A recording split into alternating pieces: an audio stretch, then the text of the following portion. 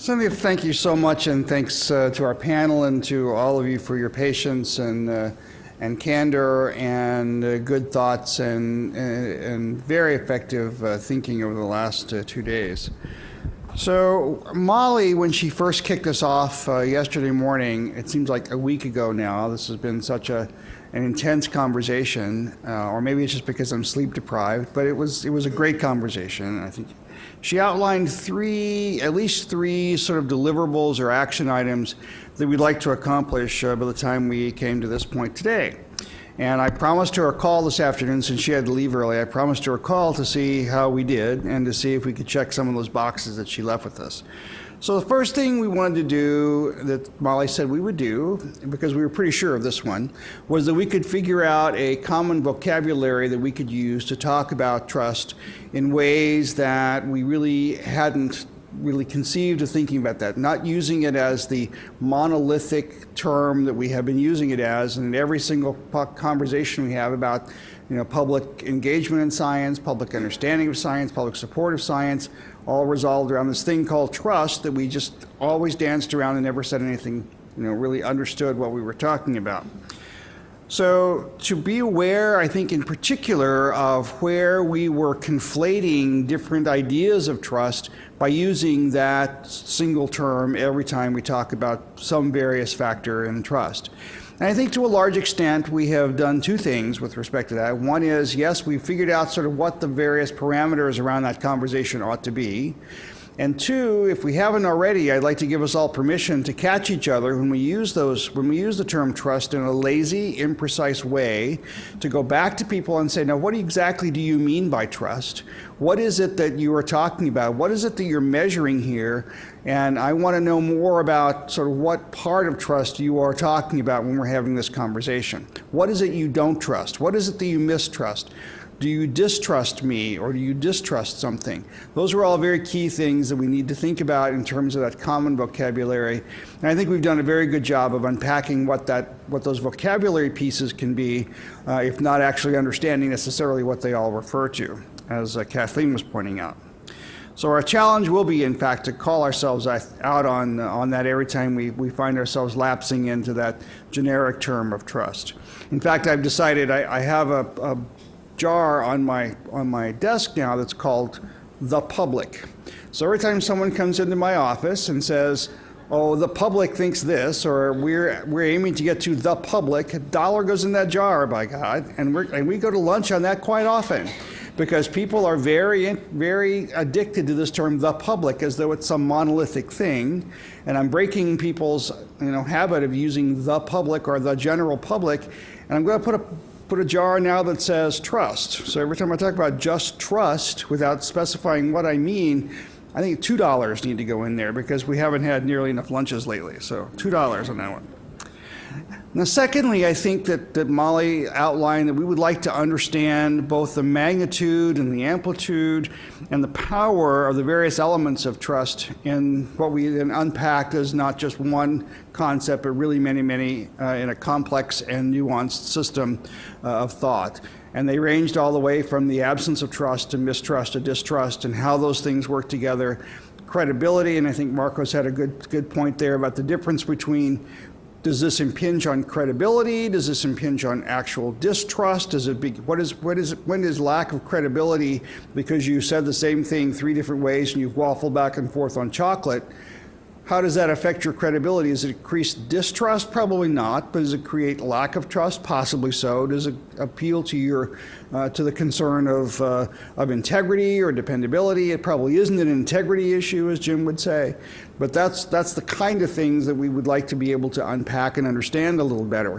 And I think it's been very clear from our conversations, both starting with Carrie and with Tim and with the panelists on yesterday morning. I think we got very close to a conversation where it's very clear we don't know enough about trust. That because we've been sort of packing it as this one thing and measuring this one thing, we really, in most cases, particularly for science communication and for science engagement, we really haven't done enough to figure out what it is that we're talking about and what are the constituent components of trust in science, trust in scientists, and we need, again, to be very cognizant of those things as we move forward. I think we've gone a pretty far way in trying to understand those, and that's with the help not just of our morning panelists, but our afternoon panelists, particularly as we looked at those 3 standalone pieces, which I thought were just phenomenal, and I have to say I take particular pride in how well those 3 standalone pieces, Phyllis's and Declan's and Rose's, sort of mesh together to really create a rich fabric and texture to the rest of our conversations, because those are perspectives we don't often hear from and don't often hear about in these kinds of conversations. So I'm particularly pleased at how well that went forward to do that. And then also in terms of the 2 panel discussions yesterday afternoon and helping us understand how these issues play out in those particular situational issues. So I think Kathleen articulated very well some of the issues that need to be addressed in the research field here about what we need to understand around not just the rhetoric of trust, but the actual mechanisms of trust. And lastly, we wanted to begin, if our 2 remits were met, and I think to a great extent they were, the development of something that we were sort of kicking around as trust toolkits, or how we move forward with developing actionable ways of engaging trust discussions with various stakeholder publics of one kind or another.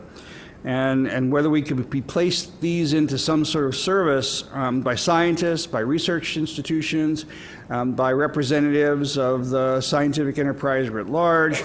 And as we learned, really not to our surprise, but I guess maybe to our dismay to begin with, and maybe to our, certainly to our benefit in education, that trust is situational. That is, it arises differently in different situations. It is relational, and it depends on your relationship with the people with whom you are engaged in dialogue or discussion. And it is deeply, deeply personal.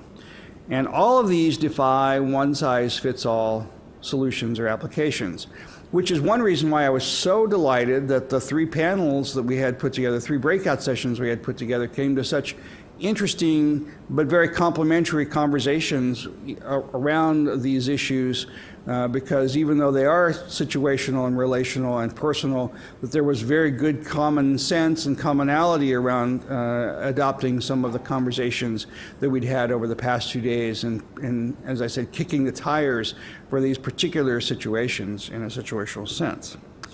So Molly and I were very deeply humbled, I think, by the kinds of conversations we had here. Pleased, and we thought we'd queued this up well, and certainly we take great credit and great pride in having done that.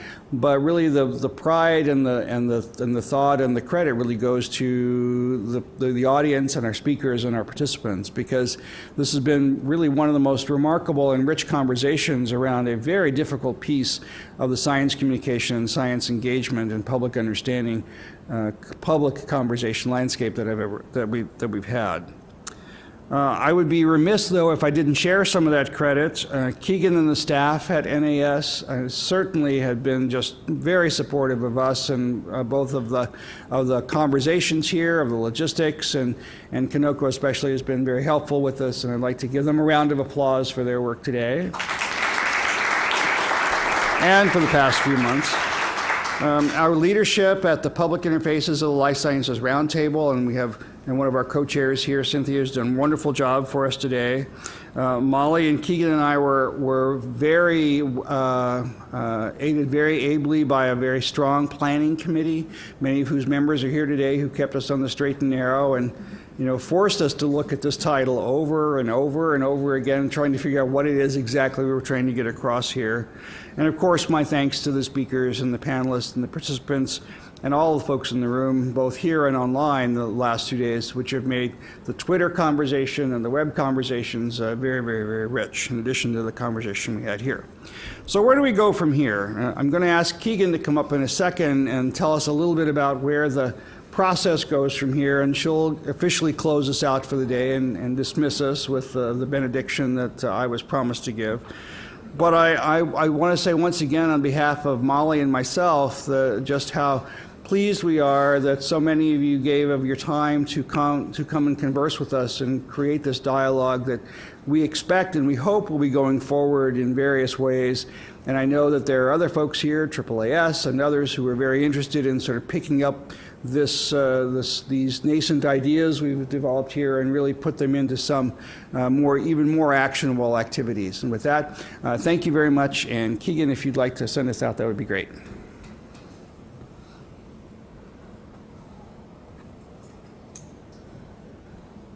Thank you, everybody. Go home.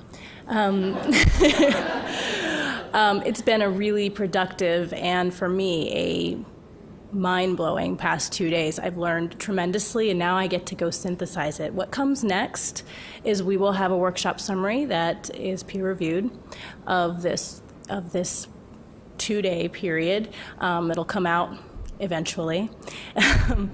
We also, as Rick said, hope that a lot of you will take a lot of these lessons, your notes, your ideas, the things that you heard home, and turn them into actions that are personal and meaning for you.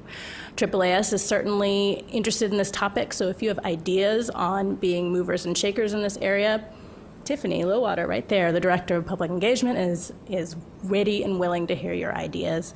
Erica Shugart, who is an American Society of Microbiology, equally ready and willing, and I'm sure many others as well. So please do get in touch with them.